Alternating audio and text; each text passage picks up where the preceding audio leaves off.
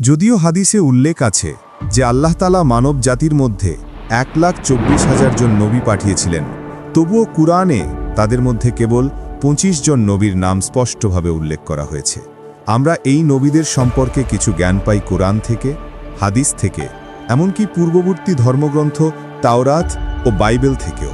তবে অনেকে জানেন না এদের প্রত্যেককে কোন জাতির কাছে পাঠানো হয়েছিল, তারা কোন অঞ্চলে বাস করতেন এবং আজকের পৃথিবীতে সেই স্থানগুলো কোথায় অবস্থিত। আমরা এই ভিডিওতে একটা সংক্ষিপ্ত কিন্তু জ্ঞান সমৃদ্ধ ভ্রমণে যাব, যেখানে জানব কোরআনে উল্লেখিত এই 25 জন নবী কারা ছিলেন, তারা কোথায় প্রেরিত হয়েছিলেন, আর আজকের মানচিত্রে সেই ভূমিগুলো কোথায় অবস্থিত। তারা আমাদের মতোই মানুষ ছিলেন, তাদের পরিবার ছিল, তাদের ইচ্ছা অনুভূতি ছিল, কিন্তু তারা তাদের জীবন উৎসর্গ করেছিলেন আল্লাহর বার্তা প্রচারের মিশনে। আল্লাহ তাদের সকলের প্রতি শান্তি বর্ষণ করুন। শুরু করার আগে অনুগ্রহ করে আমাদের চ্যানেলটি সাবস্ক্রাইব করুন এবং ভিডিওটি লাইক করুন, যেন আরও মানুষ এই জ্ঞান থেকে উপকৃত হতে পারেন। আদম আলাইহিসসালাম। আদম আলাইহিসসালাম মানব জাতির প্রথম মানুষ এবং প্রথম নবী। আল্লাহ তাআলার আদেশে তাকে সৃষ্টি করা হয়েছিল বিভিন্ন প্রকার মাটির সমন্বয়। ফেরেশতাগণ সেই মাটি পানির সঙ্গে মিশিয়ে আদম আলাইহিসসালামের আকৃতি তৈরি করেন। 40 বছর অপেক্ষার পর সেই কাদা শুকিয়ে শক্ত ও শুষ্ক মাটির মতো হয়ে যায়। তারপর আল্লাহর হুকুমে আদম আলাইহিসসালামের দেহে প্রাণ সঞ্চার করা হয়। এটি ঘটেছিল মুহররম মাসের 10 তারিখে, শুক্রবারের দিনে। আল্লাহ তাকে সমস্ত কিছুর জ্ঞান দান করেন। আল্লাহর আদেশে ফেরেশতাগণ আদম আলাইহিসসালামের সামনে সিজদা করেন, কিন্তু ইবলিস অহংকারে অস্বীকার করে, ফলে তাকে জান্নাত থেকে বিতাড়িত করা হয়। আদম আলাইহিসসালাম জান্নাতে সৃষ্ট হাওয়া আলাইহিসসালামকে বিয়ে করেন এবং তারা সেখানে কিছু সময় সুখে বসবাস করেন। কিন্তু তারা যখন নিষিদ্ধ বৃক্ষের ফল ভক্ষণ করেন, তখন তাদের জান্নাত থেকে পৃথিবীতে অবতরণ করা হয়। আদম আলাইহিসসালাম নিজের ভুল বুঝতে পারেন এবং আন্তরিকভাবে তাওবা করেন, আর আল্লাহ তার তাওবা কবুল করেন। আল্লাহ আদম আলাইহিসসালামকে পৃথিবীতে তার প্রতিনিধি খলিফা হিসেবে নিযুক্ত করেন। অনেক বছর হাওয়া আলাইহিসসালাম থেকে বিচ্ছিন্ন থাকার পর তারা আবার আরাফাতে মিলিত হন এবং সেখানে কাবা নির্মাণ করেন। আদম আলাইহিসসালাম নবী হিসেবে মনোনীত হন এবং তাকে আল্লাহ একটি ছোট কিতাব দান করেন, যাতে 10টি পৃষ্ঠা ছিল। তিনি মানুষকে ঈমান, ইবাদত ও জ্ঞানের শিক্ষা দিতেন। তাদের সন্তানরা নগর ও সমাজে বসবাস শুরু করে, নানা কারিগরি ও পেশায় দক্ষ হয়ে ওঠে। কিন্তু এক মর্মান্তিক ঘটনা ঘটে তার 2 পুত্র হাবিল ও কাবিলের মধ্যে। হিংসার বশে কাবিল নিজের ভাই হাবিলকে হত্যা করে। এটি ছিল মানব ইতিহাসের প্রথম হত্যা। এরপর মানবজাতি হাবিল ও কাবিল উভয়ের বংশধরদের মাধ্যমেই পৃথিবীতে বিস্তার লাভ করে। বিভিন্ন বর্ণনা অনুযায়ী আদম আলাইহিসসালাম প্রায় 960 বছর বেঁচেছিলেন। তার মৃত্যুর পরেও তার সন্তান ও নাতি নাতনিদের মধ্যে ইবাদত ও আল্লাহর নির্দেশাবলীর প্রচলন চলতে থাকে। কিন্তু সময়ের সাথে সাথে কিছু মানুষ পথভ্রষ্ট হতে শুরু করে। তাদের মাঝে শিরক ও অন্যায় ছড়িয়ে পড়ে। এটাই ছিল পরবর্তী নবীদের আগমনের সূচনা। আদম আলাইহিসসালামের কবর কোথায় তা নিয়ে ভিন্ন ভিন্ন বর্ণনা আছে। কেউ বলেন বাইতুল মুকাদ্দাসে, কেউ বলেন মিনায়, আবার কেউ বলেন আরাফাতে। হাদিসে উল্লেখ আছে তার উচ্চতা ছিল 30 থেকে 40 মিটার পর্যন্ত। ইদ্রিস আলাইহিসসালাম। এরপর আসেন নবী ইদ্রিস আলাইহিসসালাম, যিনি কুরআনে উল্লিখিত নবীদের অন্যতম। বিভিন্ন বর্ণনা অনুযায়ী তার অনেক বিশেষ গুণ ছিল। তিনি ছিলেন আদম আলাইহিসসালামের 5ম প্রজন্মের বংশধর। আল্লাহ তাকে 30টি ছোট ছোট সহিফা দান করেন এবং তাকে বহু বিদ্যা শেখান। ইদ্রিস আলাইহিসসালামের আগ পর্যন্ত মানুষ পশুর চামড়া বা পাতা দিয়ে পোশাক বানাত, কিন্তু তিনি মানুষকে সেলাই করা পোশাক পরার শিক্ষা দেন এবং শহর নির্মাণের কৌশল শেখান। তিনি 72টি ভাষা জানতেন এবং প্রতিটি জাতিকে তাদের নিজস্ব ভাষায় সত্য ধর্মের দাওয়াত দিতেন। তিনি ছিলেন প্রথম ব্যক্তি যিনি কলম দিয়ে লিখতে শুরু করেন, জ্ঞান শিক্ষা দেন এবং জ্যোতির্বিজ্ঞান নিয়ে গবেষণা করেন। তারকাদের গতিবিধি ও আকাশের রহস্য নিয়ে গবেষণার কারণে তাকে বলা হয় জ্ঞান ও শিল্পের নবী। তিনি বাবিল থেকে মিশরে হিজরত করেন এবং বহু বছর সেখানে অবস্থান করে মানুষকে আল্লাহর দাওয়াত দেন। কুরআনের সূরা মারিয়াম 56-57 আয়াতে বলা হয়েছে, আমরা তাকে উচ্চ মর্যাদার স্থানে উত্তীর্ণ করেছি। বেশিরভাগ ইসলামী আলেমের মতে ইদ্রিস আলাহিসাল্লামকে আল্লাহ আকাশে উঠিয়ে নিয়ে গিয়েছিলেন মৃত্যুর স্বাদ গ্রহণ না করেই। কিছু বর্ণনায় বলা হয় তিনি আসমানের চতুর্থ স্তরে অবস্থান করছেন। এরপর আসেন নবী নূহ আলাহিসাল্লাম। নবী নূহ আলাহিসাল্লামকে পাঠানো হয়েছিল নবী ইদ্রিস আলাহিসাল্লামের পরে। ইসলামী ইতিহাসবিদরা বলেন তাকে ইরাকের মৌসুল অঞ্চলের এক জনগোষ্ঠীর কাছে প্রেরণ করা হয়েছিল। তার জাতি ছিল মূর্তি পূজক। মেসোপটেমিয়ার মানুষরা তখন নানা ধরনের মূর্তি পূজা করত, আর সমাজে অন্যায় ও অশ্লীলতা ছড়িয়ে পড়েছিল। নূহ আলাহিসাল্লাম 50 বছর বয়সে নবুয়ত লাভ করেন। তিনি তার জাতিকে 950 বছর ধরে আল্লাহর একত্ববাদে বিশ্বাস করার আহ্বান জানান, কিন্তু খুব অল্প কিছু মানুষই তার দাওয়াত গ্রহণ করেছিল। নূহ আলাহিসাল্লামের জাতির অধিকাংশই তার কথা অবজ্ঞা করে, তাকে উপহাস করে ও অত্যাচার করতে থাকে।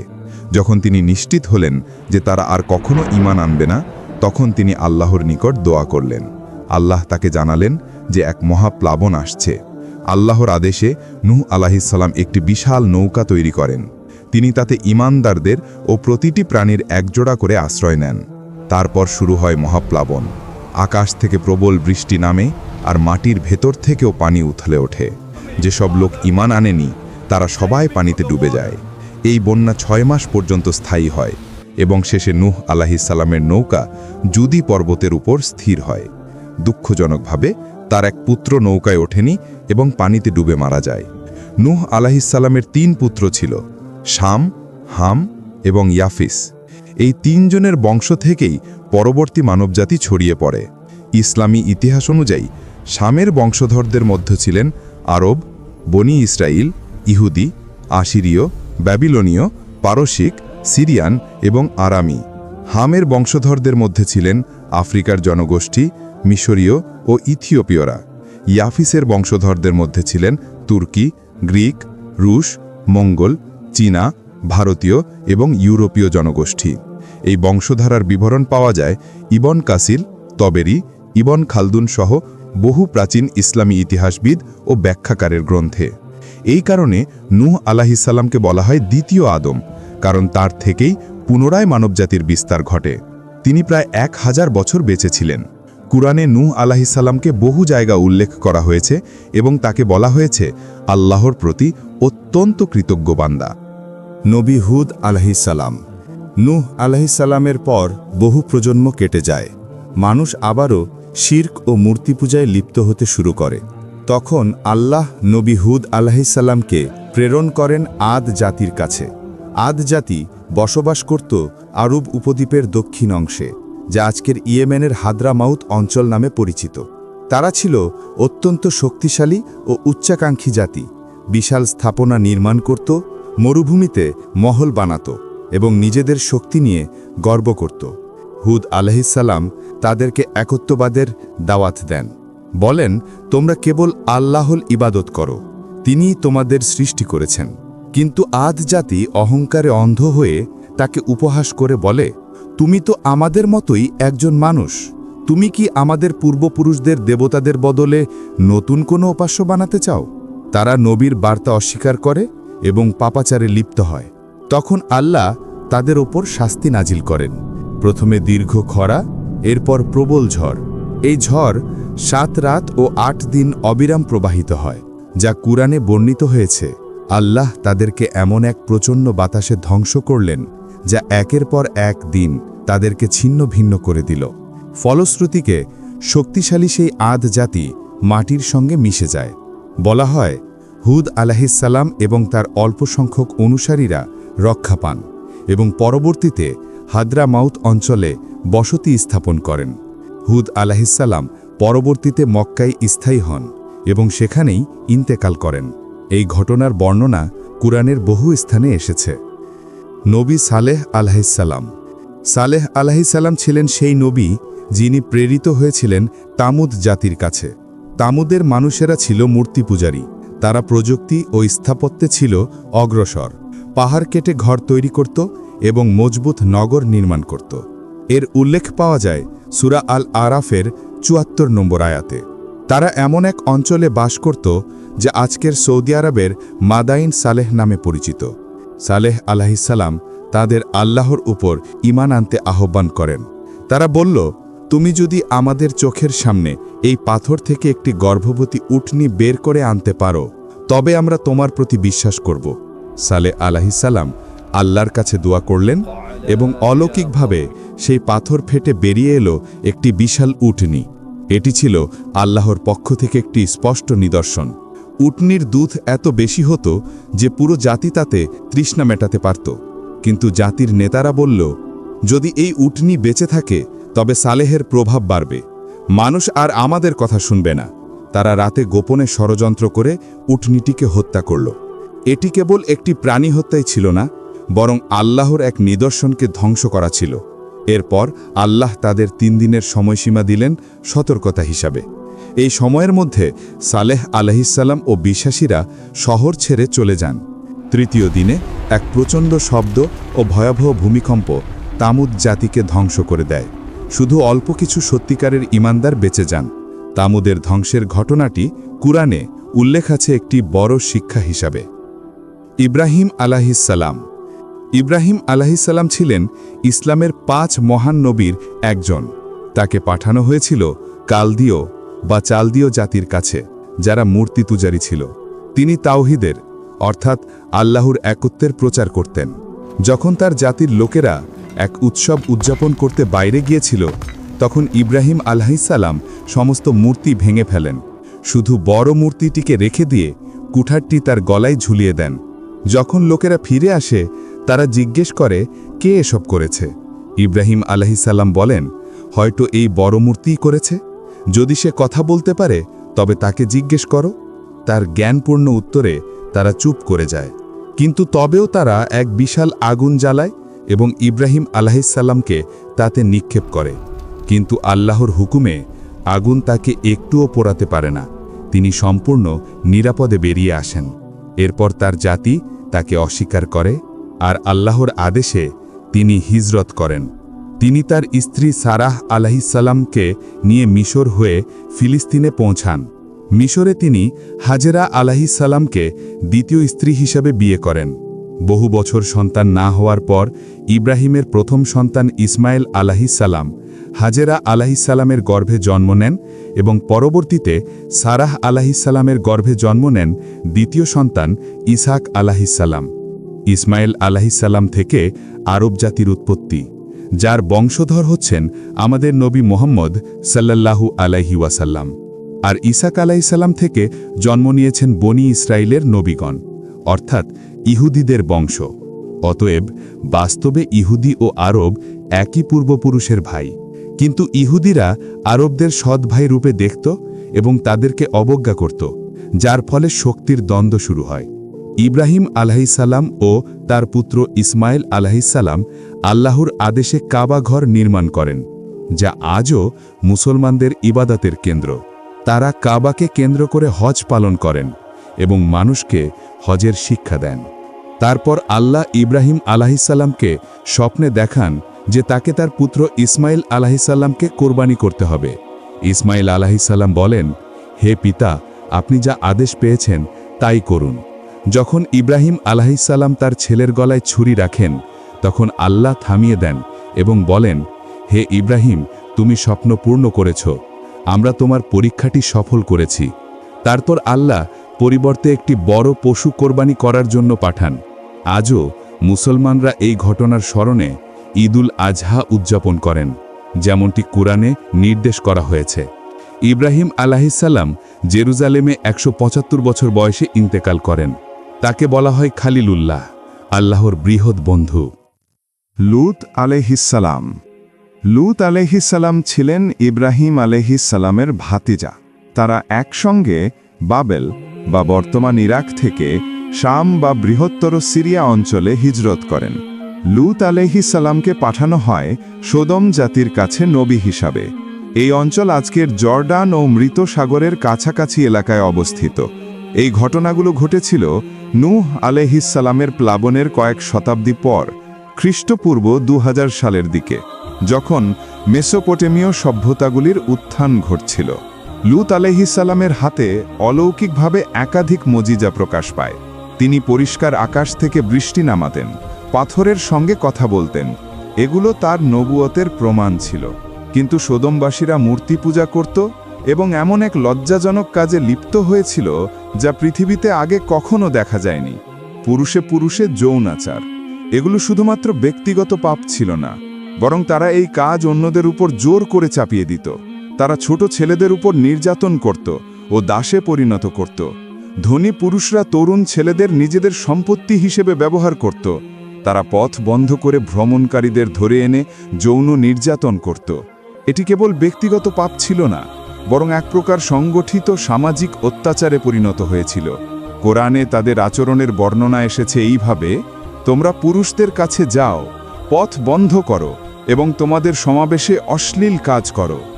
লূত আলাইহিস সালাম তাদের সঠিক পথে আহ্বান করেন, কিন্তু তারা আরও উদ্ধত হয়ে ওঠে। তারা লূত আলাইহিস সালাম ও তার পরিবারকে শহর থেকে তাড়ানোর হুমকি দেয়। একদিন আকাশে 3 জন অপরিচিত লোক আগমন করেন। তারা সুদর্শন তরুণ পুরুষের রূপে ছিলেন এবং লূত আলাইহিস সালামের অতিথি হিসাবে তার ঘরে থাকেন। সোদমবাসীরা সেই অতিথিদের লুটে নেওয়ার জন্য জড়ো হয়। তাদের উদ্দেশ্য ছিল সেই মানুষগুলোর উপর যৌন নির্যাতন করা। লূত আলাইহিস সালাম ভয় পান, কিন্তু তখন অতিথিরা নিজেদের পরিচয় দেন। তারা ছিলেন ফেরেশতা। তারা লূত আলাইহিস সালামকে বলেন রাতের বেলায় ঈমানদারদের নিয়ে শহর ছেড়ে চলে যেতে। লূত আলাইহিস সালাম ও তার কিছু অনুসারী রাতেই পালিয়ে যান। সকালে শহরটি উল্টে ফেলা হয়, আকাশ থেকে পাথরের বৃষ্টি নামে, আর সেই পাপাচারী জাতি সম্পূর্ণরূপে ধ্বংস হয়। ইসলাম মতে তারা কেবল সমকামিতার জন্য ধ্বংস হয়নি, বরং কারণ ছিল তারা সমাজে জোর করে এই পাপ ছড়িয়ে দিয়েছিল, দুর্বলদের অপহরণ করেছিল এবং গণ অত্যাচারকে স্বাভাবিক করে তুলেছিল। 3 জন সুন্দর অতিথির কাহিনী কোরআনে এই শিক্ষার প্রতীক হিসাবে বর্ণিত হয়েছে। ইসমাইল আলাইহিস সালাম। ইসমাইল আলাইহিস সালাম ছিলেন ইব্রাহিম আলাইহিস সালামের জ্যেষ্ঠ পুত্র এবং নবী মুহাম্মদ সাল্লাল্লাহু আলাইহি ওয়াসাল্লামের অন্যতম পরদাদা। তার মা ছিলেন হাজেরা আলাইহিস সালাম। ইব্রাহিম আলাইহিস সালাম আল্লাহর আদেশে হাজেরা ও শিশুপুত্র ইসমাইলকে মক্কায় রেখে ফিরে যান। যখন হাজেরা আলাইহিস সালাম পানির খোঁজে সফা ও মারোয়া পাহাড়ের মাঝে দৌড়াচ্ছিলেন, তখন অলৌকিকভাবে মাটির নিচ থেকে জামজামের পানি থেটে বের হয়। ইসমাইল আলাইহিস সালাম বড় হয়ে ওঠার পর তাকে নবী করে পাঠানো হয় জুরহুম জাতির কাছে। তিনি তাদের আল্লাহর ধর্ম শিক্ষা দেন, মানুষকে ইবাদতের আহ্বান করেন, নমাজ পড়া ও জাকাত দেওয়া শেখান। তার ছিল অসাধারণ তীরন্দাজি ও ঘোড়াসওয়ারির দক্ষতা। হাদিস গ্রন্থগুলোতে উল্লেখ আছে যে ইসমাইল আলাইহিস সালামই আরবি ভাষাকে পুনরুজ্জীবিত ও প্রতিষ্ঠিত করেন। তার অলৌকিক ঘটনাগুলোর মধ্যে ছিল কাঁটাযুক্ত গাছে ফল ফলানো এবং ভেড়াগুলোকে দুধ দান করানো। তিনি মক্কাতেই ইন্তেকাল করেন এবং কাবা শরীফের পাশে হিজের এলাকায় সমাহিত হন। ইসহাক আলাইহিস সালাম। ইসহাক আলাইহিস সালাম ছিলেন ইব্রাহিম আলাইহিস সালামের দ্বিতীয় পুত্র। তার মা ছিলেন সারা আলাইহিস সালাম।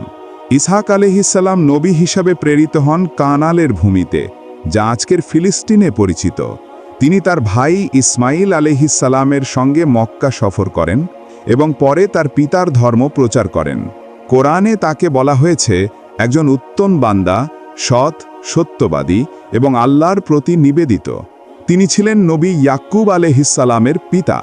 তার অলৌকিক ঘটনাগুলোর মধ্যে ছিল প্রাণীদের তার নবুয়তের সাক্ষ্য দেওয়া, তার দোয়ার বরকতে একটা পাহাড়ের সরে যাওয়া এবং মৃত প্রাণীদের জীবিত হয়ে ওঠা। তিনি 120 বছর বয়সে ফিলিস্তিনে ইন্তেকাল করেন। তার কবর অবস্থিত হেব্রন শহরে, যেখানে তার পিতা ইব্রাহিম আলাইহিস সালামের কবরও আছে। ইয়াকুব আলাইহিস সালাম। ইয়াকুব আলাইহিস সালাম ছিলেন ইব্রাহিম আলাইহিস সালামের পৌত্র ও ইসহাক আলাইহিস সালামের পুত্র। তার উপাধি ছিল ইসরায়েল এবং তার বংশধরদের বলা হয় বনি ইসরায়েল, অর্থাৎ ইসরায়েলের সন্তানরা। তার ছিল 12 পুত্র, যাদের বংশ থেকেই ইসরায়েলি গোত্রগুলোর উৎপত্তি হয়। তাকে নবী হিসেবে পাঠানো হয়েছিলেন কানানের ভূমিতে। তিনি মানুষকে আল্লাহর একত্বে বিশ্বাস করতে আহ্বান করেন। তার পুত্র ইউসুফ আলাইহিস সালামের প্রতি গভীর ভালোবাসার কারণে অন্য ছেলেরা হিংসা করেছিল। এ ঘটনাটি ছিল ইয়াকুব আলাইহিস সালামের জন্যে এক কঠিন পরীক্ষা। কুরআনে ইয়াকুব আলাইহিস সালামকে ধৈর্যশীল নবীদের একজন হিসেবে উপস্থাপন করা হয়েছে। যখন তিনি তার পুত্রকে হারালেন, তখন তিনি অভিযোগ না করে বলেছিলেন, আমি শুধু আমার দুঃখ ও কষ্ট আল্লাহর কাছেই প্রকাশ করি। সূরা ইউসুফ ৮৬। মৃত্যুর সময় তিনি তার ছেলেদের জিজ্ঞেস করেন, আমার পর তোমরা কাকে উপাসনা করবে? তারা উত্তর দেয়, আমরা উপাসনা করব তোমার প্রভুর এবং তোমার পিতা ইব্রাহিম, ইসমাইল ও ইসহাকের প্রভুর। একমাত্র সত্য আল্লাহর। ইয়াকুব আলাইহিসসালাম মিশরে মৃত্যুবরণ করেন, কিন্তু তার ইচ্ছা অনুযায়ী তাকে ফিলিস্তিনে নিয়ে গিয়ে তার পিতা ইসহাক আলাইহিসসালামের পাশে কবর দেওয়া হয়। ইউসুফ আলাইহিসসালাম। ইউসুফ আলাইহিসসালাম ছিলেন ইয়াকুব আলাইহিসসালামের পুত্র এবং তাকে প্রেরণ করা হয়েছিল মিশরের জনগণের কাছে নবী হিসেবে। ছোটবেলায় তিনি তার মাকে হারান এবং পিতার স্নেহে বড় হন। একদিন তিনি স্বপ্নে দেখেন এবং তার বাবাকে গিয়ে বলেন, হে আমার পিতা, আমি স্বপ্নে দেখেছি 11টি তারা, সূর্য ও চাঁদ সবাই আমাকে সিজদা করছে।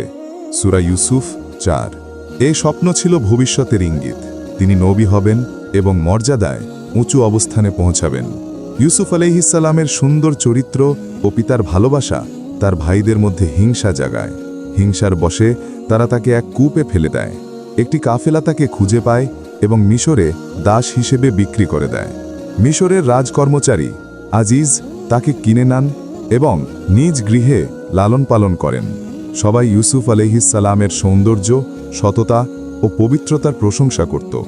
যখন ইউসুফ আলাইহিসসালাম যুবক হন, তখন আজিজের স্ত্রী জুলাইখা তাকে প্রলুব্ধ করার চেষ্টা করেন, কিন্তু ইউসুফ আলাইহিসসালাম নিজের মর্যাদা রক্ষা করে পালিয়ে যান। যদিও সত্য প্রকাশ পায়, তবুও তাকে অন্যায়ভাবে কারাগারে পাঠানো হয়। কারাগারেও তিনি আল্লাহর একত্বের দাওয়াত দিতে থাকেন, বন্দীদের নৈতিকতা শেখান ও চিন্তার দিক নির্দেশনা দেন। তিনি 2 বন্দীর স্বপ্নের ব্যাখ্যা দেন এবং তাদের একজন পরবর্তীতে রাজদরবারে চাকরি পায়। বছর কেটে যায়। একদিন রাজা এক অদ্ভুত স্বপ্ন দেখেন, যার ব্যাখ্যা কেউ দিতে পারে না। তখন লোকেরা ইউসুফ আলাইহিসসালামের কথা মনে করে। ইউসুফ আলাইহিসসালাম স্বপ্নের ব্যাখ্যা দেন, 7 বছর প্রচুর ফলন হবে, এরপর 7 বছর ভয়াবহ দুর্ভিক্ষ আসবে। সূরা ইউসুফ ৪৭। তার সঠিক ব্যাখ্যার কারণে মিশর দুর্ভিক্ষের জন্য প্রস্তুতি নেয়, আর ইউসুফ আলাইহিসসালামকে দেশের ধনভাণ্ডারের দায়িত্ব দেওয়া হয়। দুর্ভিক্ষ শুরু হলে তার ভাইয়েরা খাদ্যের সন্ধানে মিশরে আসে। ইউসুফ আলাইহিসসালাম তাদের চিনে ফেলেন, কিন্তু তারা তাকে চিনতে পারে না। তিনি চতুরতার সঙ্গে তার ছোট ভাই বেনিয়ামিনকে নিজের কাছে রাখেন। পরে নিজের পরিচয় প্রকাশ করেন, পুরো পরিবারকে মিশরে নিয়ে আসেন এবং তার পিতার অন্ধত্ব আল্লাহর কৃপায় দূর হয়ে যায়। তিনি ভাইদের ক্ষমা করে দেন, যদিও তারা তার সাথে খারাপ আচরণ করেছিল। তিনি তাদের বলেন, আজ তোমাদের জন্য কোনো দোষ নেই, আল্লাহ তোমাদের ক্ষমা করুন। সূরা ইউসুফ ৯২। এটি কুরআনের অন্যতম শক্তিশালী ক্ষমার দৃষ্টান্ত। পরিবারের সঙ্গে পুনর্মিলিত হয়ে এবং মিশরে সর্বোচ্চ মর্যাদায় পৌঁছেও ইউসুফ আলাইহিসসালাম সর্বদা আল্লাহর সান্নিধ্যের আকাঙ্ক্ষা করতেন। তার হৃদয়স্পর্শী দোয়া কুরআনে সংরক্ষিত আছে। হে আমার প্রতিপালক, আপনি আমাকে রাজ্য দিয়েছেন এবং ঘটনার বিশ্লেষণের জ্ঞান শিখিয়েছেন। আসমান ও জমিনের স্রষ্টা, আপনি এই দুনিয়া ও আখিরাতে আমার অভিভাবক। আমাকে মুসলিম হিসেবে মৃত্যু দিন এবং সৎকর্মশীলদের সঙ্গে মিলিয়ে দিন। সূরা ইউসুফ ১০১। এটি প্রকৃত দাসত্ব ও দুনিয়া থেকে বিচ্ছিন্নতার চূড়ান্ত উদাহরণ।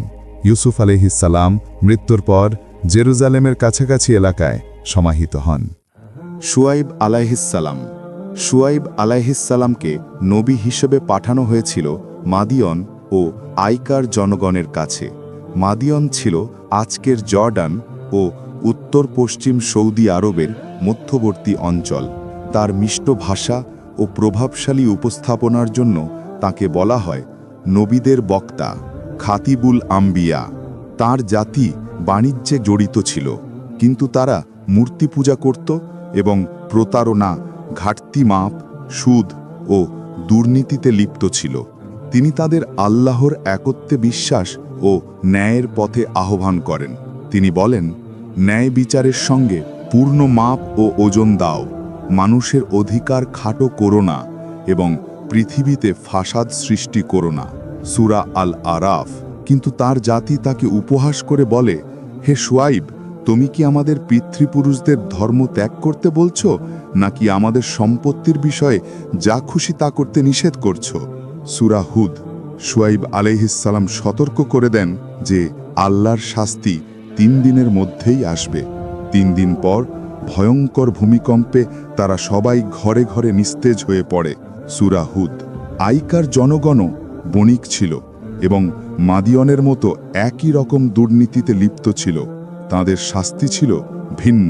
প্রথমে কয়েকদিন প্রবল গরম পড়ে, তারপর আকাশ অন্ধকার হয়, যেন ছায়া আসছে, কিন্তু সেই ছায়া থেকেই আসে ভয়ঙ্কর আগুনের শাস্তি। আকাশ থেকে আগুন নেমে এসে তাদের সবাইকে ধ্বংস করে দেয়। পরে শুআইব আলাইহিসসালাম ঈমানদারদের সঙ্গে মাদিয়ানে ফিরে আসেন। তার সাক্ষাৎ হয় নবী মূসা আলাইহিসসালামের সঙ্গে, যিনি পরবর্তীতে তার এক কন্যাকে বিয়ে করেন। বর্ণনা অনুযায়ী শুআইব আলাইহিসসালাম 242 বছর জীবিত ছিলেন। আজও জর্ডানের ওয়াদি শুআইব এলাকায় তার মাজার রয়েছে। আইয়ুব আলাইহিসসালাম। আইয়ুব আলাইহিসসালামকে নবী হিসেবে পাঠানো হয়েছিল বনি ইসরায়েলের কাছে। তিনি ছিলেন ধনী, দানশীল, ধার্মিক ও আল্লাহর প্রতি কৃতজ্ঞ। আল্লাহ তাকে দয়া ও কঠিন পরীক্ষায় উভয়েই পরীক্ষা করেন। প্রথমে তার সম্পদ হারান, এরপর সন্তানরা মারা যায়, শেষে তার শরীরে ভয়ঙ্কর রোগ হয়, সারা দেহ ঘায়ে ভরে যায়। শুধু তার স্ত্রী ধৈর্য ধরে তার সেবা করতে থাকেন। শয়তান যত ফিসফিসি করুক, তিনি আল্লাহর উপর পূর্ণ ভরসা রাখেন। কখনো অভিযোগ করেননি, শুধু আল্লাহর কাছেই কষ্ট প্রকাশ করেছেন। যখন আল্লাহ তার ধৈর্য দেখলেন, তার দোয়া কবুল করলেন। 7 বছর অসুস্থ থাকার পর আল্লাহ তাকে বললেন, তোমার পা দিয়ে মাটি আঘাত করো। সেখান থেকে ঝর্ণা ফেটে বেরোয়। তিনি তা পান করেন ও গোসল করেন আর সম্পূর্ণ সুস্থতা লাভ করেন। আল্লাহ তাকে তার সম্পদ ও সন্তান ফিরিয়ে দেন। বিশ্বাসযোগ্য বর্ণনা অনুযায়ী আইয়ুব আলাইহিসসালাম বর্তমান তুরস্কের শানলো উরফা অঞ্চলে বাস করতেন। কুরআনে তার ধৈর্যের প্রশংসা করা হয়েছে। পরীক্ষা শেষে তিনি আরও বহু বছর সুস্থভাবে বেঁচেছিলেন। তার কাহিনী আমাদের শেখায়, সবচেয়ে কঠিন সময়েও আল্লাহর প্রতি আশা ও ইবাদত কখনো ত্যাগ করা যাবে না। জুলকিফুল আলাইহিসসালাম। জুলকিফুল আলাইহিসসালাম ছিলেন বনি ইসরায়েল বা ইসরায়েলের সন্তানদের কাছে প্রেরিত নবীদের একজন। তিনি ছিলেন নবী ইলিয়াস আলাইহিসসালামের চাচাতো ভাই। ইলিয়াস আলাইহিসসালামের মৃত্যুর পর জুলকিফল আলাইহিসসালাম তার দায়িত্ব পালন করেন এবং নবী মূসা আলাইহিসসালামের ধর্ম ও শিক্ষা মানুষের কাছে পৌঁছে দিতে থাকেন। তিনি ইবাদতে ধৈর্যশীল, বিচারে শান্ত ও ন্যায় বিচারে দৃঢ় ছিলেন। এই কারণেই তাকে বলা হয় জুলকিফুল, অর্থাৎ দায়িত্বশীল ব্যক্তি। শয়তানের নানা ধোঁকা ও পরীক্ষার মাঝেও তিনি কখনো দায়িত্বে ব্যর্থ হননি। আল্লাহ তাকে নবুয়াত দান করেন এবং তিনি মানুষকে তাওরাতের বিধান ও আল্লাহর একত্ববাদের শিক্ষা দিতেন। তিনি শাম বা বৃহত্তর সিরিয়া অঞ্চলে মৃত্যুবরণ করেন। জুলকিফেল আলাইহিসসালামের নাম কুরআনে এসেছে সূরা আল আম্বিয়া ও সূরা সাদে। মূসা আলাইহিসসালাম। মূসা আলাইহিসসালাম ছিলেন ইসলামের অন্যতম শ্রেষ্ঠ নবী এবং উলুল আজম নবীদের একজন। তাকে পাঠানো হয়েছিল বনি ইসরায়েলের কাছে। তিনি জন্মগ্রহণ করেন এমন এক সময়ে যখন বনি ইসরায়েল মিশরে ফেরাউনের দাসত্বে ছিল। সেই সময়ের ফেরাউন স্বপ্নে বা ভবিষ্যৎবাণীতে জানতে পারে বনি ইসরায়েলের এক ছেলে তার সিংহাসনের পতন ঘটাবে। তখন সে আদেশ দেয়, বনি ইসরায়েলের পরিবারে জন্ম নেওয়া প্রতিটি ছেলে শিশুকে হত্যা করো। আল্লাহ মূসার মাকে ওহী করে বলেন, তাকে স্তন্যপান করাও, আর যখন তার জন্য ভয় পাও তখন তাকে নদীতে ভাসিয়ে দিও। ভয় করো না, দুঃখ করো না, আমরা তাকে তোমার কাছে ফিরিয়ে দেব এবং তাকে নবীদের একজন করব। সূরা আল কাসাস 28-7। শিশুটিকে নীল নদে ভাসানো হয়। ফেরাউনের স্ত্রী আসিয়া আলাইহিসসালাম শিশুটিকে পান এবং প্রাসাদে নিয়ে আসেন। পরে আল্লাহর প্রতিশ্রুতি অনুযায়ী মূসার প্রকৃত মাই প্রাসাদে তার দুধমা হিসেবে নিযুক্ত হন। মূসা আলাইহিসসালাম ফেরাউনের প্রাসাদেই বড় হতে থাকেন। একদিন এক মিশরীয় লোকের সঙ্গে ঝগড়ার সময় মূসা আলাইহিসসালামের ঘুষিতে লোকটি মারা যায়। এরপর তিনি দেশ ছেড়ে মাদিয়ানে পালিয়ে যান। সেখানে তিনি নবী শুয়াইব আলাইহিসসালামের কন্যাকে বিয়ে করেন। আল্লাহ তাকে তুর পাহাড়ে নবুয়ত প্রদান করেন। তাকে আদেশ দেওয়া হয় ফেরাউনের কাছে গিয়ে বনি ইসরায়েলকে মুক্ত করার দাবি জানাতে এবং ফেরাউনকে আল্লাহর একত্বে বিশ্বাস করতে আহ্বান জানাতে। আল্লাহ তাকে অলৌকিক নিদর্শন দেন। তার লাঠি সাপ হয়ে যেত এবং বুকে হাত রাখলে তা উজ্জ্বল আলো ছড়াত। এই নিদর্শনগুলো নিয়ে মুসা আলাইহিসসালাম ফেরাউনের কাছে যান, কিন্তু ফেরাউন তার বার্তা অস্বীকার করে নিজেকে প্রভু বলে ঘোষণা দেয়। সে মুসাকে জাদুকর বলে অভিযুক্ত করে এবং দেশ জুড়ে সমস্ত জাদুকরদের একত্র করে মুসার বিরুদ্ধে প্রতিযোগিতা আয়োজন করে। মুসা তার লাঠি নিক্ষেপ করলে তা এক বিশাল সাপে রূপ নেয় এবং জাদুকরদের সব ভেলকি গিলে ফেলে। জাদুকররা বিস্মিত হয়ে সাথে সাথে ঈমান আনয়ন করেন, কিন্তু ফেরাউন তাদের সবাইকে হত্যা করে ফেলে। এরপর আল্লাহ মুসাকে নির্দেশ দেন, বনি ইসরায়েলকে নিয়ে মিশর থেকে বেরিয়ে যাও। ফেরাউন বিশাল সৈন্যবাহিনী নিয়ে তাদের পিছু নেয়। যখন তারা সাগরের তীরে এসে পড়ে, মুসা আলাইহিসসালাম বলেন, আমার প্রভু আমার সঙ্গে আছেন, তিনি আমাকে পথ দেখাবেন।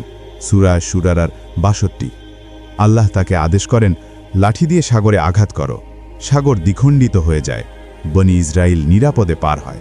ফেরাউনও তার বাহিনী পিছু নিয়ে সাগরে প্রবেশ করলে সাগর আবার বন্ধ হয়ে যায় এবং তারা ডুবে যায়। আল্লাহ বলেন, আজ আমরা তোমার দেহ সংরক্ষণ করব যাতে তুমি পরবর্তীদের জন্য নিদর্শন হও। সূরা ইউনুসের ৯২। পরে মুসা আলাইহিসসালাম আবার তুর পাহাড়ে আহ্বান পান এবং সেখানে তিনি ওহী লাভ করেন। আল্লাহ তাকে তাওরাত দান করেন। কিন্তু মুসা আলাইহিসসালাম পাহাড়ে অবস্থানকালে তার অনুপস্থিতিতে শামিরি নামের এক ব্যক্তি মানুষদের অলঙ্কার গলিয়ে একটি সোনার বাছুর তৈরি করে এবং তাতে মূর্তি পূজা শুরু হয়। মুসা আলাইহিসসালাম ফিরে এসে এই দৃশ্য দেখে প্রচণ্ড ক্রুদ্ধ হন। তিনি আল্লাহর কাছে দোয়া করেন। পরবর্তীতে শামিরিকে কঠিন শাস্তি দেওয়া হয় আর জনগণ তওবা করে। তার পুরো জীবন জুড়ে মুসা আলাইহিসসালাম বনি ইসরায়েলকে আল্লাহর বিধান শিক্ষা দিতেন। তাদের অভিযোগ এবং অকৃতজ্ঞতার মাঝেও তিনি ধৈর্য ধরতেন। তিনি পবিত্র ভূমিতে প্রবেশের আশা করেছিলেন, কিন্তু আল্লাহ তাকে অনুমতি দেননি। আল্লাহ বলেন, তোমরা ৪০ বছর এ ভূমিতে নিষিদ্ধ থাকবে। সূরা আল মাইদার ২৬। মুসা আলাইহিসসালাম মরুভূমিতে মৃত্যুবরণ করেন। কোরআনে তার কবরস্থান উল্লেখ নেই। হাদিসে বলা হয়েছে তার দেহ বাইতুল মকদিস বা জেরুজালেমের কাছাকাছি স্থানে স্থানান্তরিত করা হয়। হারুন আলাইহিসসালাম। হারুন আলাইহিসসালাম ছিলেন বনি ইসরায়েলের নবী এবং মুসা আলাইহিসসালামের ভাই। তিনি কোমল হৃদয়ের অধিকারী ছিলেন, বক্তৃতায় দক্ষ এবং বিষয়গুলো ব্যাখ্যা করতেন মুসা আলাইহিসসালামের চেয়েও সাবলীলভাবে।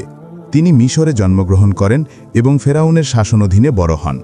যখন মুসা আলাইহিসসালাম নবুয়ত লাভ করেন, হারুন আলাইহিসসালামকেও নবী হিসেবে মনোনীত করা হয়। তারা একসঙ্গে ফেরাউনের কাছে গিয়ে সত্য ধর্মের প্রচার করেন। যখন তারা লাল সাগর অতিক্রম করেন, মুসা আলাইহিসসালাম তুর পাহাড়ে যান। সেই সময় হারুন আলাইহিসসালাম জনগণের দায়িত্ব পালন করেন। কিন্তু শামিরি মানুষদের বিপথে নিয়ে গিয়ে সোনার বাছুরের পূজা শুরু করায় হারুন আলাইহিসসালাম যতই সতর্ক করেন, তাদের সম্পূর্ণভাবে থামাতে পারেননি। হারুন আলাইহিসসালাম দীর্ঘ সময় মরুভূমিতে তার জাতির সঙ্গে অবস্থান করেন এবং মুসা আলাইহিসসালামের আগেই মৃত্যুবরণ করেন। বলা হয় তার কবর জাবাল হারুন নামক পাহাড়ে অবস্থিত। দাউদ আলাইহিসসালাম। দাউদ আলাইহিসসালাম ছিলেন বনি ইসরায়েলের নবী ও রাজা। তিনি ইয়াকুব আলাইহিসসালামের বংশধর এবং সুলাইমান আলাইহিসসালামের পিতা। তিনি জেরুজালেমে জন্মগ্রহণ, জীবনযাপন ও মৃত্যুবরণ করেন। আল্লাহ তাকে জবুর গ্রন্থ দান করেন এবং তাকে দেন এক অসাধারণ শক্তিশালী ও সুন্দর কণ্ঠস্বর। তিনি তালুতের সৈন্যদলে যুদ্ধ করে জালুত বা গোলায়াতকে হত্যা করেন, যার ফলে তিনি রাজা হন। তিনি ন্যায় বিচারের সঙ্গে শাসন করেন, জেরুজালেমকে রাজধানী করেন ও বহু ভূখণ্ড জয় করেন। তার অন্যতম অলৌকিক ক্ষমতা ছিল আগুন ছাড়াই লোহা নরম করা। তিনি দিনে রোজা রাখতেন, রাতে ইবাদত করতেন। তার নাম কুরআনের বহু স্থানে উল্লেখ আছে। সুলাইমান আলাইহিসসালাম। সুলাইমান আলাইহিসসালামকে আল্লাহ দান করেছিলেন মহান জ্ঞান, অনন্য শক্তি ও সুবিশাল রাজত্ব। কোরআনে তাকে ন্যায়পরায়ণ শাসক ও এমন নবী হিসেবে বর্ণনা করা হয়েছে যিনি বাতাসকে নিয়ন্ত্রণ করতেন, প্রাণী ও জিনদের ভাষা বুঝতেন। তিনি জেরুজালেমের কাছেই জন্মগ্রহণ করেন। বাতাস ও প্রাণীরা তার আদেশ মেনে চলত। তিনি প্রজ্ঞার সঙ্গে শাসন করতেন, মসজিদুল আকসা সম্পূর্ণ করেন ও জ্ঞান ও শিল্পকে উৎসাহ দিতেন। জিনরা তার জন্য কাজ করত, রাজপ্রাসাদ, দুর্গ ও মূর্তি নির্মাণে, সমুদ্রের গভীরে ডুব দিয়ে মুক্তা আহরণে এবং রাজ্যের নানা সেবায়। হুদহুদ পাখি তাকে জানায় যে সাবা রাজ্যের মানুষ, যাদের মধ্যে ছিলেন রানী বিলকিস, তারা সূর্য পূজা করছে। সুলাইমান আলাইহিসসালাম তাকে ইসলামে দাওয়াত দেন। যখন বিলকিস তার প্রাসাদে আসেন, সুলাইমান আলাইহিসসালাম তার সিংহাসন মুহূর্তেই নিয়ে আসেন। এ দৃশ্য দেখে বিলকিস বলেন, হে আমার প্রভু, আমি নিজের প্রতি অন্যায় করেছি। এখন আমি সুলাইমানের সঙ্গে আল্লাহর কাছে আত্মসমর্পণ করছি, যিনি সকল জগতের প্রতিপালক। সূরা আন-নামল ৪৪। সুলাইমান আলাইহিসসালাম বাতাসে সফর করতেন, প্রাণীর ভাষা বুঝতেন এবং তার সেনাবাহিনীতে মানুষ, পশু ও জিন সবাই অন্তর্ভুক্ত ছিল। জীবনের শেষ সময়ে তিনি লাঠিতে ভর দিয়ে দাঁড়িয়ে থাকা অবস্থায় মৃত্যুবরণ করেন। কেউ বুঝতেও পারেনি, যতক্ষণ না তার লাঠি পচে ভেঙে পড়ে, তখন তার দেহ নিচে পড়ে যায়। এভাবে জিনরা বুঝতে পারে যে তারা অদৃশ্য জগৎ সম্পর্কে কিছুই জানে না। বর্ণনা অনুযায়ী তিনি বাইতুল মাকদিস বা জেরুজালেমের কাছাকাছি এলাকায় মৃত্যুবরণ করেন এবং তার কবরও ওই এলাকাতেই অবস্থিত বলে ধারণা করা হয়। ইলিয়াস আলাইহিসসালাম। নবী ইলিয়াস আলাইহিসসালামকে বনি ইসরাইলের কাছে পাঠানো হয়েছিল বর্তমান লেবানন অঞ্চলে। কিছু বর্ণনা অনুযায়ী তিনি নবী হারুন আলাইহিসসালামের বংশধর ছিলেন। সে সময় বনি ইসরাইলের লোকেরা বাল নামে এক মিথ্যা দেবতার উপাসনা করছিল। ইলিয়াস আলাইহিসসালাম তাদের একমাত্র আল্লাহ ইবাদতে আহ্বান জানান, কিন্তু তারা তা প্রত্যাখ্যান করে। ফলস্বরূপ দেশে দুর্ভিক্ষ ও নানা বিপর্যয় দেখা দেয়। পরে যখন লোকেরা তওবা করে ও ঈমান আনে, ইলিয়াস আলাইহিসসালাম আল্লাহর কাছে দোয়া করেন, বৃষ্টি নামে, রহমত ফিরে আসে। কিন্তু কিছু সময় পর আবার মানুষ বিপথে যায়। তারা আবার শিরক, অনাচার ও বাল পূজায় লিপ্ত হয়। ইলিয়াস আলাইহিসসালাম তাদের পুনরায় সতর্ক করেন, কিন্তু এবার তাদের অস্বীকার আরও কঠোর হয়। এই সময়ের মধ্যে ইলিয়াস আলাইহিসসালাম এক অলৌকিকভাবে আল ইয়াসা নামের এক অসুস্থ ছেলেকে সুস্থ করেন। আল ইয়াসা আলাইহিসসালাম তার ওপর ঈমান আনেন এবং পরে নিজেও নবী হন। যখন মানুষ আরও বিদ্রোহী হয়ে ওঠে, ইলিয়াস আলাইহিসসালামের জীবনের শেষ সময় ঘনিয়ে আসে। তার মৃত্যুর পর আল্লাহর আদেশে আল ইয়াসা আলাইহিসসালামকে নবী হিসেবে মনোনীত করা হয়। আল ইয়াসা আলাইহিসসালাম।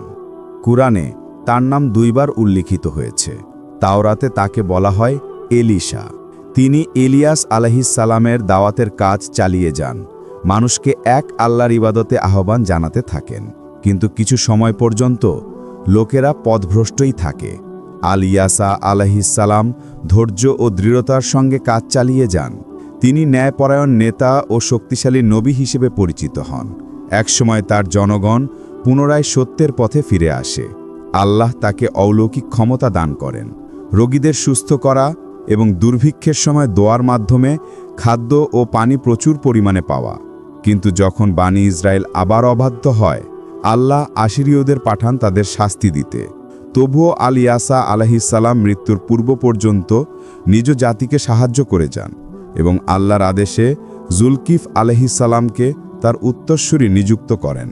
বর্ণনা অনুযায়ী আল ইয়াসা আলাইহিসসালাম দীর্ঘ জীবন লাভ করেন এবং শান্তিপূর্ণভাবে মৃত্যুবরণ করেন। তার কবর শাম অঞ্চলে বা আলেপ্পোর কাছাকাছি বলে ধারণা করা হয়, তবে সুনির্দিষ্ট অবস্থান নিশ্চিত নয়। ইউনুস আলাইহিসসালাম। নবী ইউনুস আলাইহিসসালামকে প্রেরণ করা হয়েছিল নিনাওয়া নগরীর মানুষের কাছে, যা ছিল আশিরীয় সাম্রাজ্যের রাজধানী। নিনাওয়ার মানুষ মূর্তি পূজা করত। ইউনুস আলাইহিসসালাম বহু বছর ধরে তাদের তাওহীদের দাওয়াত দিতে থাকেন, কিন্তু তারা তাকে মিথ্যাবাদী বলে অভিযুক্ত করে এবং বার্তা প্রত্যাখ্যান করে। ইউনুস আলাইহিসসালাম তাদের আল্লাহর শাস্তির বিষয়ে সতর্ক করেন, আর আল্লাহ তাদের সময় দেন। কিন্তু যখন শাস্তির সময় ঘনিয়ে আসে বলে মনে হয়, ইউনুস আলাইহিসসালাম মনে করেন তার কাজ শেষ হয়েছে এবং আল্লাহর অনুমতি ছাড়াই শহর ত্যাগ করেন, যা ছিল এক বিচারে ভুল সিদ্ধান্ত। তিনি একটি জাহাজে আরোহণ করেন, কিন্তু ভয়াবহ ঝড় শুরু হয়। লটারি টানা হলে ৩ বারই তার নাম আসে। তাকে ঝড়ের কারণ মনে করে সমুদ্রে ফেলে দেওয়া হয়। একটি বিশাল মাছ তাকে গিলে ফেলে। মাছের পেটের অন্ধকারে, রাত, সাগর আর মাছের গভীরতায় তিনি আল্লাহর কাছে আন্তরিকভাবে দোয়া করেন, লা ইলাহা ইল্লা আনতা সুবহানাকা ইন্নী কুনতু মিনাজ জালিমিন। সূরা আল আনবিয়া ৮৭। আল্লাহ তার তওবা কবুল করেন মাছ তাকে তীরে এনে নিরাপদে ফেলে দেয়। তিনি জীবিত অবস্থায় বেঁচে যান এবং দ্রুত নিনাওয়ায় ফিরে আসেন। এদিকে তার চলে যাওয়ার পর নিনাওয়ার মানুষ শাস্তির লক্ষণ অনুভব করে। ভয় পেয়ে সবাই একত্রে তওবা করে এবং আল্লাহর দিকে ফিরে আসে। যখন ইউনুস আলাইহিসসালাম ফিরে আসেন, লোকেরা তাকে আনন্দের সঙ্গে স্বাগত জানায় এবং নতুনভাবে ঈমান নবায়ন করে। তারা কুরআনে একমাত্র জাতি হিসেবে বর্ণিত যারা সমষ্টিগত তওবার মাধ্যমে পুরো জাতি হিসেবে রক্ষা পেয়েছিল। সূরা ইউনুস ৯৮। ইউনুস আলাইহিসসালাম মানুষকে আল্লাহর বিধান শিক্ষা দিতেন এবং ৮৩ বছর বয়সে মৃত্যুবরণ করেন। কুরআনে তার কবরের স্থান উল্লেখ নেই, তবে বর্ণনা মতে সম্ভাব্য স্থানগুলো হল মৌসুল, লেবানন এবং ফিলিস্তিন। যখন রাসূলুল্লাহ সাল্লাল্লাহু আলাইহি ওয়াসাল্লাম তাইফ থেকে দুঃখভারাক্রান্ত মনে ফিরে আসছিলেন, তিনি নবী ইউনুস আলাইহিসসালামের কাহিনী স্মরণ করেন এবং তাতে সান্ত্বনা পান। তার কাহিনীর শিক্ষা হল, কখনো আশা হারিও না, নিরাশ হারাম। আল্লাহ যখনই চান তখনই মুক্তির পথ খুলে দেন। একটি জাতি যদি একসঙ্গে তওবা করে তাহলে তারা একত্রে রক্ষা পেতে পারে। নবী আদম আলাইহিসসালামের মতোই ইউনুস আলাইহিসসালামকে স্মরণ করা হয় এমন নবী হিসেবে যার তওবা আল্লাহ কবুল করেছিলেন। জাকারিয়া আলাইহিসসালাম। নবী জাকারিয়া আলাইহিসসালাম ছিলেন বানি ইসরায়েলের নবী। তিনি কাঠমিস্ত্রি হিসেবে কাজ করতেন এবং বাইতুল মুকাদ্দাসে জেরুজালেমে সেবা দিতেন। তিনি মারিয়াম আলাইহিসসালামের যত্ন নিতেন, তাকে সুন্দর চরিত্র ও ইবাদতের মাধ্যমে লালন করতেন। একদিন তিনি দেখেন মারিয়ামের কাছে অদ্ভুতভাবে রিজিক পৌঁছাচ্ছে। তখন তিনি বিস্মিত হয়ে আন্তরিক দোয়া করেন। তিনি বানি ইসরায়েলকে আহ্বান জানান আবার তাওরাতে ফিরে যেতে, নৈতিকতা ও চরিত্রকে পরিষ্কৃত করতে। বৃদ্ধ বয়সে আল্লাহ তাকে এক পুত্র দান করেন, ইয়াহিয়া আলাইহিসসালাম। পরে যখন বানি ইসরায়েল নবী ঈসা আলাইহিসসালামের অলৌকিক জন্মকে অস্বীকার করে, তারা তার সমর্থকদের অপবাদ দিতে শুরু করে এবং হত্যা করতে চেষ্টা করে। জাকারিয়া আলাইহিসসালাম পালিয়ে যান, কিন্তু পরিশেষে তাকে হত্যা করা হয় যখন তারা সেই গাছটিকে কেটে ফেলে যার ভেতরে তিনি লুকিয়েছিলেন। তার মাজার আলেপ্পোতে আছে বলে ধারণা করা হয়। তার জীবন ও অলৌকিক ঘটনাগুলো কুরআনের নানা অধ্যায়ে বর্ণিত হয়েছে। ইয়াহিয়া আলাইহিসসালাম। নবী ইয়াহিয়া আলাইহিসসালাম ছিলেন নবী জাকারিয়া আলাইহিসসালামের পুত্র এবং বানি ইসরায়েলের জন্য প্রেরিত নবী। তিনি ফিলিস্তিন, জেরুজালেম, দামেস্ক ও আশপাশের এলাকায় রোমান শাসনের সময় আল্লাহর বাণী প্রচার করতেন। তিনি জন্মেছিলেন বৃদ্ধ বয়সে জাকারিয়া আলাইহিসসালামের দোয়ার ফলস্বরূপ। ছোটবেলাতে ইয়াহিয়া আলাইহিসসালাম তাওরাত শেখেন এবং মানুষকে আল্লাহর দ্বীন শিক্ষা দিতে থাকেন। তিনি ছিলেন পবিত্র, সৎ এবং গভীরভাবে আল্লাহ ভীরু। যখন ঈসা আলাইহিসসালাম নবী হন, ইয়াহিয়া আলাইহিসসালামও মানুষকে ইনজিলের শিক্ষা অনুসরণ করতে আহ্বান জানান। এক রানীর অনুরোধে রাজা তাকে কারারুদ্ধ করেন, আর পরবর্তীতে রাজা হেরোদের অন্যায্য বিবাহের বিরোধিতার করায় তাকে শহীদ করা হয়। এই ঘটনার উল্লেখ ইহুদি ও ইসলামী উভয় ঐতিহ্যেই পাওয়া যায়। তিনি 34 বছর বয়সে মৃত্যুবরণ করেন। তার অলৌকিক ঘটনাগুলোর মধ্যে ছিল একটি পাথর তার সঙ্গে কথা বলেছিল এবং দিনে নক্ষত্র দেখা গিয়েছিল। কুরআনে তিনি উল্লেখিত আছেন সূরা আলী ইমরান, সূরা মারিয়াম এবং সূরা আল আম্বিয়ায়। বিখ্যাত মতানুযায়ী তার কবর দামেস্কের উমাইয়া মসজিদের ভেতরে অবস্থিত। ঈসা আলাইহিসসালাম। নবী ঈসা আলাইহিসসালাম ছিলেন আল্লাহর প্রেরিত উলুল আজম নবীদের একজন। তাকে বনি ইসরায়েলের কাছে পাঠানো হয়েছিল। তিনি জন্মগ্রহণ করেন পিতা ছাড়া, আর তার মা ছিলেন মরিয়ম আলাইহিসসালাম, যিনি ছিলেন পবিত্র, সৎ ও আল্লাহ ভীরু নারী।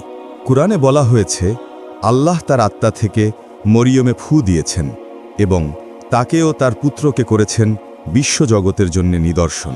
ফেরেশতা জিবরিল আলাইহিসসালাম মরিয়মের কাছে এসে একজন মানুষের রূপে তাকে এক সন্তানের শুভ সংবাদ দেন। মরিয়ম আলাইহিসসালাম বিস্মিত হলে বলা হয়, তোমার রবের জন্য এটা সহজ, আমরা তাকে মানুষের জন্যে নিদর্শন এবং আমাদের পক্ষ থেকে রহমত বানাব। মরিয়ম আলাইহিসসালাম এক নির্জন স্থানে গিয়ে খরজুর গাছের নিচে ঈসা আলাইহিসসালামের জন্ম দেন। শিশুকালেই দোলনায় শুয়ে থাকা অবস্থায় ঈসা আলাইহিসসালাম তার মায়ের পক্ষ নিয়ে বলেন, আমি আল্লাহর বান্দা, তিনি আমাকে কিতাব দিয়েছেন এবং নবী বানিয়েছেন। আল্লাহ তাকে ইনজিল প্রদান করেন, যা তাওরাতকে সমর্থন করেছিল এবং মানুষের বিকৃত বিশ্বাস সংশোধনের জন্য নাজিল হয়েছিল। তার 12 জন নিকট সঙ্গী ছিল, হাওয়ারিউন, যারা তাকে নিবিড়ভাবে সহায়তা করতেন। তবুও অধিকাংশ বনি ইসরায়েল তাকে অস্বীকার করে। কিছু লোক এমনকি তাকে আল্লাহর পুত্র বলতো, যা ইসলাম অনুযায়ী শিরক। এই বিশ্বাস পরে রোমান পৌত্তলিক পুরোহিতদের প্রভাবে খ্রিস্ট ধর্মে প্রবেশ করে। যদিও প্রথম দিকে রোমানরা খ্রিস্টানদের নির্যাতন করত, যখন তারা ধর্মটির বিস্তার ঠেকাতে পারল না, তখন তারা পৌত্তলিক বিশ্বাসের সঙ্গে খ্রিস্ট ধর্মকে মিশিয়ে দেয়। ফলে ধর্মটি তার মূল একত্ববাদী বা তাওহিদি রূপ হারায়। কোরআন এই বিকৃত বিশ্বাসের জবাবে বলে, আল্লাহ সন্তানের প্রয়োজন থেকে পবিত্র। তিনি যখন কিছু ইচ্ছা করেন, বলেন হও, আর তা হয়ে যায়। যদিও ঈসা আলাইহিসসালাম অনেক অলৌকিক ঘটনা দেখান, তবুও অধিকাংশ বনি ইসরায়েল তাকে প্রত্যাখ্যান করে এবং রোমান সৈন্যদের খবর দেয়। কিন্তু আল্লাহ তাদের সফল হতে দেননি, বরং ঈসা আলাইহিসসালামকে আকাশে তুলে নেন। ইসলাম ও খ্রিস্ট ধর্মের উভয়েরই ঐতিহ্যে আছে ঈসা আলাইহিসসালাম আবার পৃথিবীতে ফিরে আসবেন কিয়ামতের পূর্বে। ঈসা আলাইহিসসালামের অলৌকিক ঘটনাগুলোর মধ্যে ছিল দোলনা থেকেই কথা বলা, রোগীদের সুস্থ করা এবং মৃতদের পুনরুজ্জীবিত করা, সবই আল্লাহর অনুমতিতে। খ্রিস্টানরা বিশ্বাস করে ঈসা আলাইহিসসালাম ক্রুশবিদ্ধ হয়েছিলেন, কিন্তু ইসলামে বলা হয়েছে তিনি না নিহত হয়েছেন না ক্রুশবিদ্ধ হয়েছেন। আল্লাহ তাকে আকাশে তুলে নিয়েছেন এবং একদিন তিনি ফিরে আসবেন দাজ্জালের বিরুদ্ধে যুদ্ধ করতে এবং মানুষকে একত্র করে ইসলামের পতাকার নিচে ঐক্যবদ্ধ করতে। তার এই প্রত্যাবর্তনের ফলে অনেক খ্রিস্টান ইসলাম গ্রহণ করবে। মুহাম্মদ সাল্লাল্লাহু আলাইহি ওয়াসাল্লাম। নবী মুহাম্মদ সাল্লাল্লাহু আলাইহি ওয়াসাল্লাম ছিলেন আল্লাহর সর্বশেষ নবী, যাকে পাঠানো হয়েছিল সমস্ত মানবজাতি ও জগতের প্রতি রহমত হিসেবে। তিনি 570 খ্রিস্টাব্দে মক্কায় জন্মগ্রহণ করেন। তার পিতা ছিলেন আবদুল্লাহ, মাতা আমিনা রাদিয়াল্লাহ। তিনি কুরাইশ গোত্রের এক মহান পরিবারে জন্মগ্রহণ করেন, হাশিম বংশ, যাদের বংশধারা নবী ইসমাইল আলাইহিসসালামের দিকে পৌঁছে যায়। তার জন্মের আগেই পিতার মৃত্যু হয়, আর 6 বছর বয়সে মাকেও হারান। এরপর দাদা, পরে চাচা আবু তালিব তাকে লালন পালন করেন। মক্কায় তিনি পরিচিত ছিলেন আল আমিন হিসেবে, বিশ্বস্ত ও সৎ হিসেবে। তিনি কখনো মূর্তি পূজা করেননি, কোনো পাপেও লিপ্ত হননি। 25 বছর বয়সে তিনি খাদিজা রাদিয়াল্লাহকে বিবাহ করেন, যিনি তার সততা ও চরিত্রে মুগ্ধ ছিলেন। 40 বছর বয়সে হীরা গুহায় অবস্থানকালে ফেরেশতা জিবরিল আলাইহিসসালাম তার কাছে প্রথম ওহী নিয়ে আসেন। পড়ো তোমার প্রভুর নামে যিনি সৃষ্টি করেছেন, সূরা আল আলাক 1। এতেই তার নবুয়তের সূচনা হয়। প্রথম ঈমান আনেন খাদিজা রাদিয়াল্লাহ, আবু বকর রাদিয়াল্লাহ, আলী রাদিয়াল্লাহ এবং যায়েদ ইবনে হারিসা রাদিয়াল্লাহ। মক্কার মূর্তিপূজকেরা তাকে দাওয়াত প্রত্যাখ্যান করে, তাকে পাগল, কবি কিংবা জাদুকর বলে অভিযুক্ত করে। বিশ্বাসীদের নির্যাতন করা হয়, তাকে বয়কট করা হয়, পাথর মারা হয়, অপমান করা হয়, এমনকি হত্যার হুমকি দেয়া হয়। তার জীবনের সবচেয়ে কষ্টের বছর ছিল আম্মুল হুজুন, অর্থাৎ দুঃখের বছর, যেদিন খাদিজা রাদিয়াল্লাহ ও আবু তালিব মারা যান। এরপর ঘটে অলৌকিক ঘটনা, ইসরা ও মেরাজ। এক রাতে তিনি মক্কা থেকে জেরুজালেম, তারপর 7 আসমান পর্যন্ত ভ্রমণ করেন। 53 বছর বয়সে তিনি আল্লাহর আদেশে মদিনায় হিজরত করেন। এই হিজরতেই ইসলামী বর্ষপঞ্জির সূচনা, হিজরি সাল।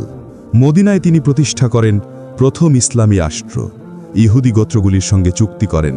আল্লাহ বলেন, নিশ্চয়ই আল্লাহ মুমিনদের প্রতি অনুগ্রহ করেছেন যখন তাদের মধ্য থেকে একজন রাসূল পাঠিয়েছেন, যিনি তাদের আয়াত পাঠ করেন, তাদের পরিশুদ্ধ করেন এবং তাদের কিতাব ও হিকমত শিক্ষা দেন। সূরা আলে ইমরান 164। ইসলামের প্রধান ঐতিহাসিক ঘটনা। বদরের যুদ্ধ, 625 খ্রিস্টাব্দে উহুদের যুদ্ধ, 627 খ্রিস্টাব্দে খন্দকের যুদ্ধ, 628 খ্রিস্টাব্দে হুদাইবিয়ার চুক্তি, 628 খ্রিস্টাব্দে খাইবারের বিজয়, 630 খ্রিস্টাব্দে মক্কা বিজয়। 63 বছর বয়সে তার শেষ হজে তিনি প্রায় 1,40,000 সাহাবীর সামনে বিদায় হজের খুতবা প্রদান করেন। সেখানে তিনি গোত্রীয় প্রতিশোধের প্রথা বাতিল করেন, নারীর অধিকার ঘোষণা করেন এবং উম্মতকে নির্দেশ দেন কুরআন ও সুন্নাহ আঁকড়ে ধরতে। তখন আল্লাহ এই আয়াত নাজিল করেন, আজ আমি তোমাদের জন্য তোমাদের ধর্ম পূর্ণ করলাম। সূরা আল মাঈদা 3। 632 খ্রিস্টাব্দে তিনি আয়েশা রাদিয়াল্লাহের ঘরে ইন্তেকাল করেন। তার মাথা ছিল তার স্ত্রীর কোলে। তার পবিত্র কবর অবস্থিত মসজিদে নববীতে, যা পরিচিত রাউজা মুবারক নামে। নবী মুহাম্মদ সাল্লাল্লাহু আলাইহি ওয়াসাল্লাম মানুষকে শিক্ষা দিয়েছেন তাওহীদ বা এক আল্লাহর ইবাদত, উত্তম চরিত্র, ন্যায় বিচার ও দয়া। তিনি ছিলেন এতিম, কিন্তু রেখে গেছেন সর্বশ্রেষ্ঠ উত্তরাধিকার, কোরআন ও সুন্নাহ। তিনি বলেছেন, আমার এমন একটি দল থাকবে যারা আমাকে না দেখেও ঈমান আনবে, তারাই আমার ভাই। তার সর্বশ্রেষ্ঠ মুজিজা হল কুরআন, আল্লাহর পক্ষ থেকে নাজিলকৃত এমন এক কিতাব যা অর্থ, প্রজ্ঞা ও ভাষা শৈলীতে অতুলনীয়। যারা বলে এটি আল্লাহর পক্ষ থেকে নয়, কুরআন নিজেই চ্যালেঞ্জ ছুড়ে দিয়েছে, এর মতো একটি সূরা এনে দেখাও। কিন্তু ইতিহাসে কেউ কখনো তা করতে পারেনি, একটি সূরাও নয়। এই চ্যালেঞ্জ আজও বহাল আছে। মুহাম্মদ সাল্লাল্লাহু আলাইহি ওয়াসাল্লাম ছিলেন উম্মি, তিনি পড়তে বা লিখতে পারতেন না। তবুও এমন একটি নিখুঁত, পরিপূর্ণ ও গভীর গ্রন্থ এনেছেন যা মানবজাতির জন্য চিরকালীন পথনির্দেশ। তার আনা বার্তা মানুষের হৃদয় বদলে দিয়েছে, সভ্যতাকে পাল্টে দিয়েছে, এবং আজও সেই ঐশী আলো একই উজ্জ্বলতায় বিকশিত হয়ে আছে। আমরা আমাদের ভিডিওর শেষে চলে এসেছি। আমাদের ভিডিওটি দেখার জন্য ধন্যবাদ। দয়া করে ভিডিওটি লাইক করুন, কমেন্ট করুন এবং আমাদের চ্যানেলটি সাবস্ক্রাইব করুন, যেন আরও মানুষ উপকৃত হতে পারে।